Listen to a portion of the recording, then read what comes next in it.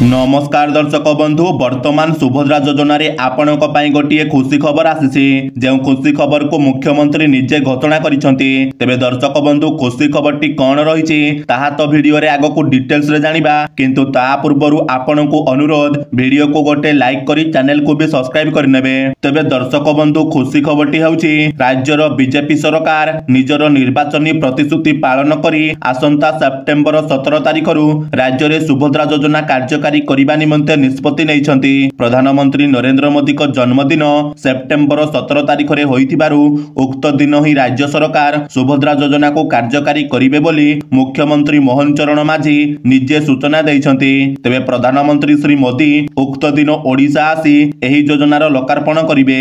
उक्त दिन 5 लाख महिला को एही योजनार भाउचर जोगाई दियाजिबो बोली मुख्यमंत्री कहिसंती। सुभद्रा योजना रे प्रत्येक महिला को 2 वर्ष पई 50,000 टंकार भाउचर जोगाई दियाजिबो, जहाको महिला माने निजर इच्छा और आवश्यकता अनुसार खर्च करि परिबे।